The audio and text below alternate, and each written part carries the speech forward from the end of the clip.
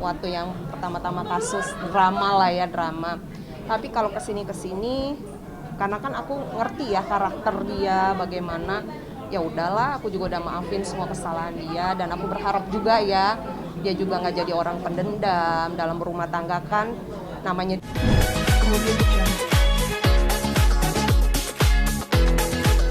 Kalian tahu ya, dari tahun 2020 ke 2021 itu buat aku tahun yang not good ya, kayak perceraian, fitnah penganiayaan, terus belum lagi kalau dengar-dengar berita gitu kan narasi, aku sempat yang depresi, sempat yang stres gitu loh. Jadi kayak kanan kiri ngehajar aku gitu kan. Nah, jadi emang kebetulan dia sahabat aku sih. Jadi aku sempat yang sharing, itu hitungan 15 menit aku udah gak terbeban sama sekali. Depresinya sampai gimana waktu itu, Pak? Ya nangis gitu, karena kan sebenarnya kan antara aku sama mantan suami kan nggak ada problem tuh antara kita berduanya kan. Nah, jadi seperti kayak berita perceraian segala macam, ya pastinya nangis lah, itu nangis, stres itu pasti. Jadi kayak sampai nggak berani ngelihat media sosial sama sekali, itu 2 minggu loh aku nggak lihat media sosial sama sekali. Tapi untuk Kalici sendiri setelah kasus ini baru mengalami depresi benar-benar berat banget, atau sebelumnya memang udah kayak sensitif? Oh enggak, karena proses perceraian itu yang bikin aku tuh stres, depresi. Tadinya mah enggak, enjoy. Tapi dari sisi mana sih Kak yang sampai bikin nggak bisa terima gitu? Dari sisi mana, karena tuduhan? Ketuduhan pasti, itu tuduhan. Jadi kayak dramanya dibikin sedrama mungkin bahwa aku menganiaya anak orang, terus ditambah lagi dengan diceraikan dengan secara tidak terhormat ya itu ya. Sampai sekarang juga dianya kan nggak berani ketemu sama aku. Ya itu pasti kita depresi lah. Jadi kayak kita itu bingung.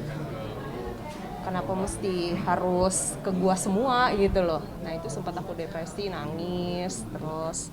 Tapi semenjak coaching sama Reo, itu 15 menit aku tuh udah yang nggak inget apa-apa, yang enjoy aja gitu. Apapun ya udahlah, aku bawa enjoy. Berani ngadepin, aku berani ngadepin. Hah? Trauma berapa lama sih? Kalau trauma dari yang awal berita itu sekitar 2 mingguan lah. Jadi aku nggak scroll media sama sekali, nggak. Jadi kayak benar-benar drop banget mental aku. Waktu kesini itu dari Kalici sendiri ngomong apa sih sebenarnya ke coachnya sendiri gitu? Sampai adanya kayak plong gitu. Ya aku cerita dong, maksudnya problem aku seperti ini. Sebenarnya aku nggak usah perlu cerita sedetail mungkin, dia udah tahu kondisi aku. Karena kan by video call saat itu waktu masih covid ya, covid lagi meningkat, jadi aku by video call. Itu juga apa sih, aura juga pasti kelihatan kan, kita drop, mata bengkak, nangis. Tapi setelah terapi gitu 15 menit better, terus sesi berikutnya better 15 menit. Sampai sekarang tuh aku benar-benar yang enjoy ngadepin apa-apa tuh. Ya udahlah, emang harus dihadapin, kenapa mesti takut gitu. Kak, baru sekarang jadi tersangka gitu. Iya. Gimana sekarang? TSK ya. Nah, sebenarnya kalau mau diceritain ada keganjalan, itu memang benar ada keganjalan. Jadi sampai detik ini pun justru dari pihak aku, dari awal sampai detik ini dari pihak aku tuh yang selalu antusias nanya, ini gimana gitu loh. Harusnya kan mereka melewati proses mediasi, saksi aku dipanggil dulu, tapi ini saksi aku nggak dipanggil, terus udah gitu proses mediasi juga nggak ketemu, tapi udah tiba-tiba ditetapkan gitu. Ganjil banget, ganjil dan janggal. Nah jadi tapi aku tadinya itikat baik aku udah nggak pakai lawyer, karena aku pikir biar pihak di sana itu oh ya udahlah, berarti kan aku juga nggak terlalu ngotot, mau duduk baik-baik gitu. Itu bukan permintaan aku juga kan buat ketemu sama dia, jadi emang permintaan dari kanit, penyidik. Nah tapi ternyata dia juga masih nggak berani ketemu sama aku, dan tiba-tiba aku ditetapkan sebagai TSK. Udah kayak gitu, udah deh aku juga bingung nih, ngilang gitu aja kasusnya. Tujuannya apa juga aku nggak ngerti kan. Kalau ditetapkan jadi TSK, dari Kalici sendiri ada ngomong nggak sih ke pihak sana? Enggak, aku kalau yang langsung ke mantannya suami enggak, tapi kalau ke pihak keluarganya kebetulan emang dari awal sampai sekarang hubungan aku baik. Kayak kemarin juga masih yang malam tahun baruan bareng, terus kalau ada acara event keluarga juga aku masih datang. Karena emang kalau dari circle keluarganya aku nggak ada problem. Jadi nggak ada sih, maksudnya ya biasa aja.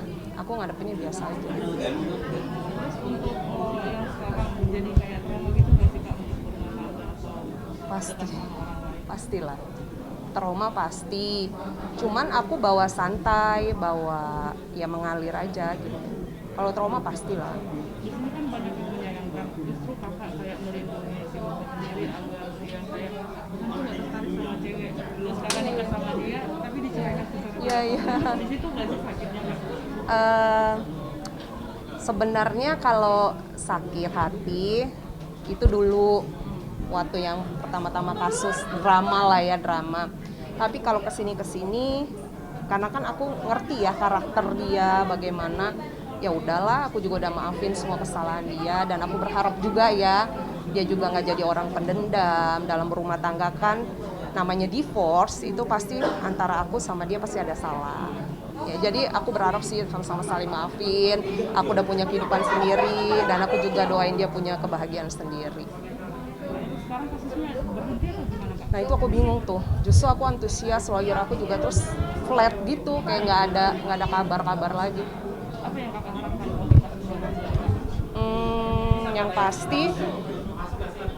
Yang pasti dari pihak Kanit dan penyidik nih ya, sekali lagi dari pihak Kanit dan penyidik masih mengusahakan aku dengan dia duduk bareng.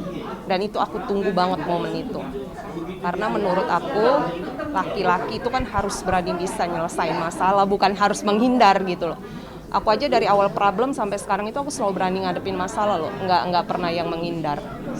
Selalu dateng ya kan, pasti teman-teman juga pada tahu ya. Jadi aku tuh selalu datang, diminta mediasi aku datang, dipanggil juga aku datang. Nah tapi kalau dari pihak sana benar-benar nggak merasa bersalah, kenapa mesti takut datang gitu loh? Toh kan bukan aku yang minta. Itu aja sih.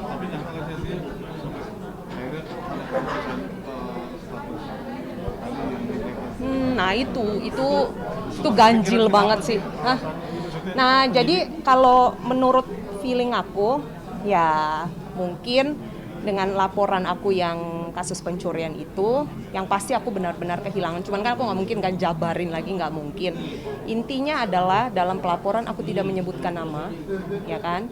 Terus kemudian kasus itu berhenti karena supir pribadi aku berkhianat, dan aku nggak tahu dari pihak sananya gimana.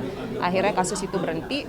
Terus tiba-tiba aku dilaporkan, aku kooperatif ya datang, minta mediasi aku datang, tapi dari pihak sananya nggak datang. Gitu. Dan tiba-tiba saksi aku juga belum dipanggil. Dari media juga kan, harusnya saksi dari media kan yang bikin narasi-narasi itu harusnya kan dipanggil, itu juga belum dipanggil.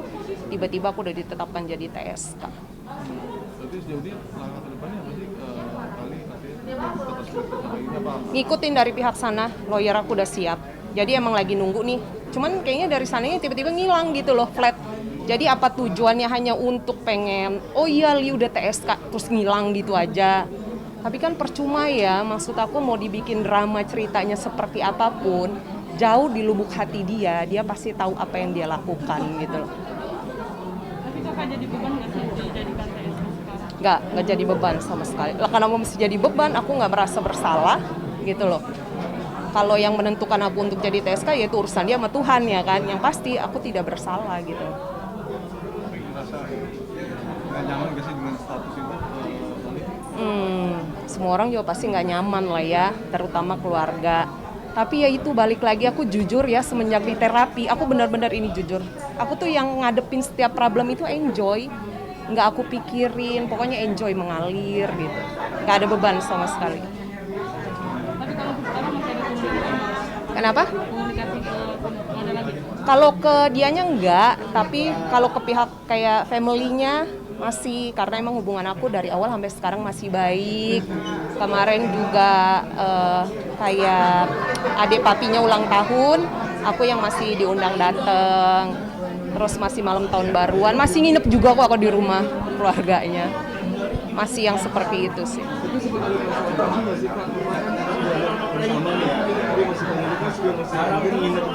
Oh, nggak ada canggung karena emang si Mami itu sering yang WhatsApp aku kalau ke Jakarta nginep lah di TA gitu kan, di Taman Anggrek apa gitu. Ya komunikasi baik, masih sampai detik ini baik. Jadi emang tektokannya juga baik, nggak ada problem lah gitu, dari awal juga emang nggak ada problem. Tapi akan selesai di jalur tapi nggak sih kali mesti ada upaya ke situ juga nggak sih sampai detik ini?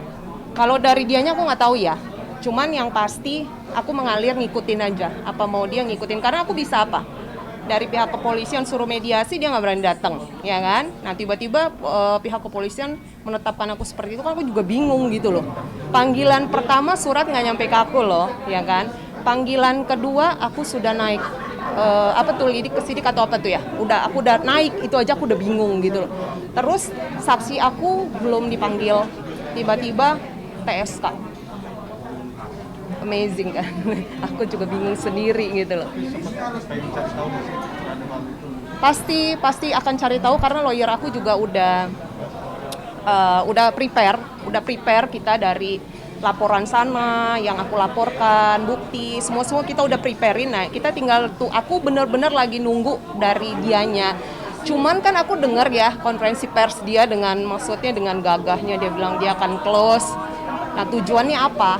Hanya untuk mencemarkan nama baik aku. Konferensi pers gede-gedean terus bilang TSK gitu kan. Percuma gitu, menurut aku sih percuma, Mas. Ini Pencemaran nama baik. Iya. Padahal kan kalau di flash ke belakang dalam laporan aku tidak menyebutkan nama sama sekali. Nah, cuman kan mungkin narasi berita karena kan aku kehilangannya di rumah itu kan. Nah, itu sih. Udah ya. Kemudian